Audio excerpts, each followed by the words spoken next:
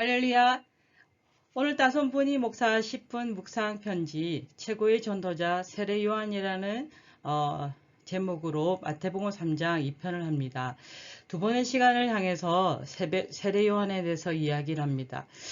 그가 예수님의 우리에게 가장 중요한 분이지만 세례 요한이 예수님 오시기 전에 어떤 일을 했느냐를 따라서 우리도 지금 이 시대에 마라나타 다시 오실 주님을 준비하면서 어떻게 무엇을 준비해야 될까를 생각하고자 잠시 두 편의 시간을 가졌습니다.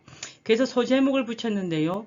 그는 죽었으나 지금 또 이야기하고 있다 라는 편으로 제가 한번 준비를 해 보았습니다. 여러분은 세례 요한 하면 그리고 이 시대의 성경이 우리에게 어떤 역할을 할까? 그리고 저는 정말 이 세례 요한에 대해서 생각하면서 항상 이렇게 많은 부분들을 적고 저의 삶을 돌이키게 하는 힘을 주셨습니다. 광야라는 곳에 갔을 때 그는 어떤 사람이었을까? 어떻게 갈 수 있었을까? 언제가 갔는지는 알지 못하지만 철저히 외롭고 고독한 훈련 장소입니다.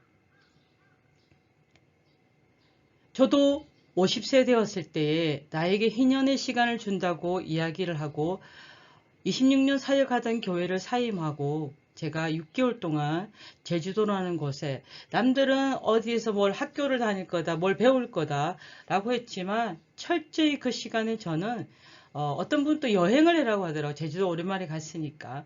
그러나 저에게는 정말 그 시간이 혼자 있는 시간이었습니다. 그 6개월 동안 꼴랑크 제주도라는 아주 좋은 환경에서 떨어져 있다고, 사람들과 떨어져 있다고 그냥 외롭고 힘들었습니다. 그런데 세례 요한은 거친 광야에서 그리고 온전히 하나님을 기다리며 그 음성을 듣고 그 일용할 양식과 보호를 위해서 메뚜기와 석청을 먹어야 했습니다. 메뚜기와 석청할 때 이것은 만나와 광야에서 메뚜기와 만나를 통해서 하나님께서 양식을 채워주셨던 것처럼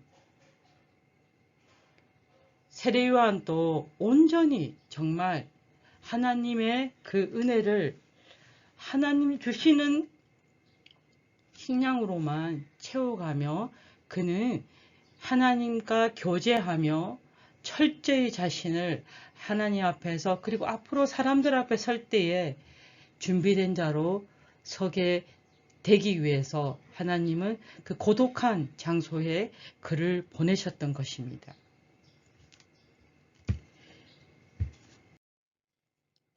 그리고 어느 때에 예수님과 나이가 비슷하게 6개월 차이기 때문에 그도 어느 날 예고도 없이 공식적인 알림도 없이 또한 경고도 없이 이상한 모습으로 나타났습니다. 그리고는 그는 제사함 받게 하는 회개의 세례를 전하기 시작했습니다. 이 시대에 우리가 정말 들어야 될 소리이고 앞으로 우리가 전해야 될 소리, 오늘 그것을 그가 2000년 전에 우리에게 베풀라고 하셨습니다. 그의 선포의 내용은 주의 길을 준비하라는 것이지만 긴박성이었습니다. 회개하라, 천국이 가까웠느니라. 그냥 회개하세요, 천국이 가까웠습니다, 이런 것이 아니라 회개하라, 천국이 가까웠느니라. 얼마나 긴박했을까요? 손에 키를 자기의 타작마당을 정하게 하사 알곡은 모아 곡간에 들이고 쭉정이는 꺼지지 않는 불에 태우시리라. 그가 오시면 강력하고 정말 가슴을 저리며 한마디 한마디가 그에게 강력한 선포로 사람들에게 들렸을 것입니다. 그리고 세례 요한은 진실하게 사람에 따라서 다르게 하는 것이 아니라 또 하나는 겁을 내고 아니 이 사람한테는 이렇게 해야 되지 한 게 아니라 바리새인 사두개인 그 당시에 최고의 지도자 라고 생각하는 사람들에게, 그리고 정말 내가 아브라함 자손으로서 최고의 일을 했다라고 자부심을 가지는 그 사람들에게, 독사의 자식들아, 누가 너희를 가르쳐 임박한 진노를 피하라 하더냐. 회개에 합당한 열매를 맺으라. 매 시간마다 정해서 기도하고, 바리새인은 성경을 풀어서 율법을 가르쳐야 하는 사람입니다. 그런데 그들에게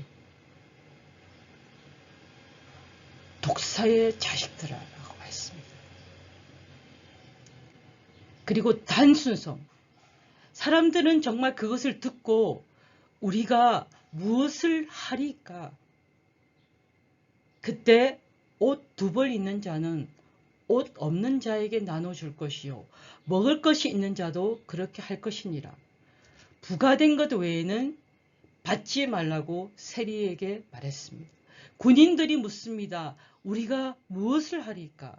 사람들에게 강탈하지 말고 거짓된 것으로 고발하지 말고 너에게 받은, 너가 가지고 있는 받은 것을 족한 줄로 알라라고 말을 하는 것입니다.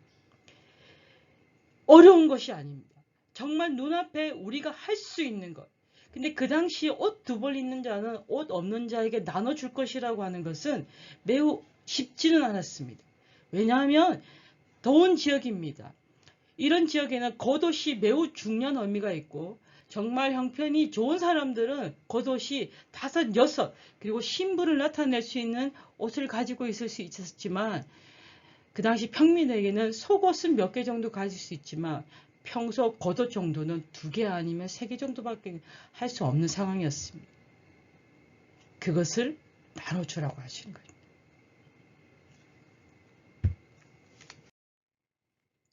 우리가 무엇을 하리까? 말씀을 듣고자 강야로 찾아오게 하며 회개의 결단과 세례를 받게 하는 그 힘이 무엇이었을까요? 우리는 매주일 예배를 드립니다. 설교를 듣습니다. 성경도 몇 독씩 합니다. 그런데 왜 우리는 지금 한국교회가 세상의 손가락질과 개독교라고 말을 하는 소리들을 듣고 있을까요? 아니요, 지도자들의 실수와 또한 부족한 모습들이 많습니다. 맞습니다. 그리고 이단들의 이야기들 때문에 세상의 종교가 욕을 듣기도 합니다. 그러나 정말 여러분, 그분들만의 잘못일까요? 우리는 매주의 말씀을, 내가 정말 하나님께 듣는 그 성경을 그냥 설교자에 의해서만, 아니면 유튜브에 듣는 그 메신저들, 지금 저도 이렇게 하고 있지만 그 사람들에 의해서일까요? 아니면 이 성경을 보면서 이미 도끼가 나무 뿌리에 놓였으니 좋은 열매를 맺지 아니하는 나무마다 찍혀 불에 던져지리라고 할 때 그냥 불에 던져지리라 이렇게 합니까? 이게 나한테 올 것이라는 것. 그럼 나는 무엇을 준비해야 되지? 어떻게 해야 되지? 성령님, 저는 이 말을 어떻게 받아들여야 될까요? 무엇을 준비해야 될까요? 이렇게 김박성을 그대로 같이 받고 있습니까? 오직 말씀으로, 오직 복음만으로 승부하는 전도자, 그리고 자기 신의 삶으로 보여준 진실한 모습. 오늘 이 모습이 우리에게, 전도자에게 말씀을 듣는, 그리고 우리가 교회인 우리에게 이 모습이 보여야 되지 않을까요? 겸손한 종이었습니다. 오직 외치는 소리로만 존재했습니다. 그리고 그 보이지 않는 곳에서 자신은 그 오실 분을 위해서 그 옆에 오셨을 때 비켜설 수 있는 언제나 준비된 자세, 그 겸손한 자세로 주의 길을 준비하였습니다. 유혹을 물리칠 힘을 가졌습니다. 그 당시 성경에 보면 예루살렘과 온 유대와 요단강 사방에서 다 그에게 나와라고 되어 있습니다. 예루살렘, 온 유대, 요단강 사방에서. 모두 세례 요한에게 다 나왔습니다. 그런데도 너가 메시아인가? 라고 묻는 그 질문에 나는 그의 신을 들기도 감당하지 못하겠노라. 그는 성령과 불로 너희에게 세례를 베푸실 것이다. 나는 너희들이 회개하기 위하여 물로 세례를 베푼 것이다. 이렇게 그는 자신의 자리를, 그 한계를 그대로 드러내고 자신의 자리를 예수님이 오셨을 때 비워드렸습니다. 사랑하는 마태복음 3장의 이 말씀을 듣는 여러분, 우리는 무엇을 갖고 나아가야 할까요? 제가 가슴에 십자가를 갖고 있지만 이것이 남에게 나는 교단입니다, 나는 목사입니다 라고 표시하기 위해서가 아닙니다. 내가 최소한 이거라도 달고 다니면 이것이 아니죠. 이 십자가를 내가 가슴에 찼을 때 나는 정말 내가 어떤 사람이어야 되는가 잊지 말자는 것이었습니다. 하나님 앞에, 사람 앞에 부끄럽지 않은 사역자로 서야 한다는 것이었습니다. 우리 같이 한번 기도하면 어떨까요? 다시 오십니다. 주님은 우리의 길을 준비하십니다. 우리가 그때 무엇을 준비하고 갈까요?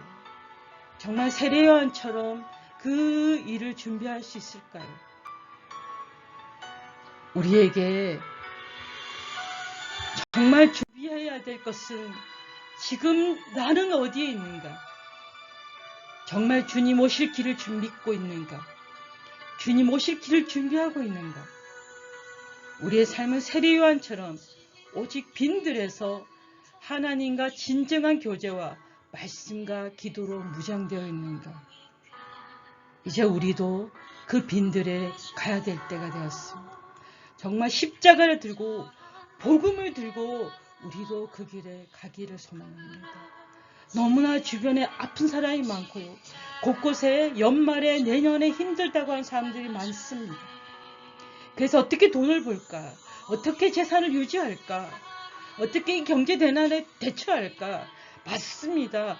그러나 하나님이 없는 경제 대난, 하나님이 없는 그 경제 대책 아무 의미가 없습니다. 이제 우리도 철저히 하나님, 제가 무엇을 해야 될까요? 제가 드릴 옷 두 벌은 무엇입니까? 제가 먹고 있는 것에서 반을 나눠줘야 될 것은 어디일까요? 제가 정말 정직한 세금을, 정직한 부가된 일을 하고 있을까요? 정말 거짓말로 나의 이익을 위해서 남의 것들을 빼앗는 것은 아니에요. 그리고 매주 교회로 왔지만 나의 힘듦, 나의 어려움은 얘기하지만 정말 복음의 그것 때문에 선포된 그 메시지 때문에 이 성경의 말씀 때문에 내가 아파하고 있는가? 이제 우리도 세례 요한만 하는 것이 아니라 우리도 저도 하나님 그렇게 할 수 있게 해달라고 우리 같이 하면 기도했으면 좋겠습니다. 주님, 제가 있는 곳은 어디입니까? 아직도 너무 부유하고 너무 편안한 이곳에서 벗어나지 못하고 있는 것은 아닙니까? 하나님 것만 번들하게 십자가를 들고 그냥 성교해야 한다고 하는 자는 아닙니까? 하나님 정말 매주 예배를 드릴 때 그 예배가 나에게 통해하며 회개에 이르는, 그리고 회개에 합당한 열매를 맺고 있습니까? 주여, 온전히 저의 영혼을 붙들어 주시고 우리 같이 기도하는 모두가 다시 한번 내가 이제는 정말 온전히 주를 위해서 죽을 수 있고 하나님의 영광을 위해서 살기를 결심하는 주의 종들이 되기를 소망합니다. 주님께서 저희들의 길이 되어주시고 빛이 되어주시고, 그러나 입술에만 있는 것이 아니라 예수 그리스도를 선포하고 정말 주님이 오십니다. 회개의 삶을 삽시다. 이제 교회가 깨어서 세상에 빛을 전하고 소금이 됩시다라고. 그리고 우리가 외치는 것만이 아니라 우리를 통해서 이제 정말 그렇군요. 그리고 우리가 무엇을 할까요? 라고 세상에서 우리에게 묻는 그런 주님의 역사가 있게 하여 주시옵소서. 이 모든 것을 나사렛 예수 그리스도의 이름으로 기도드렸습니다.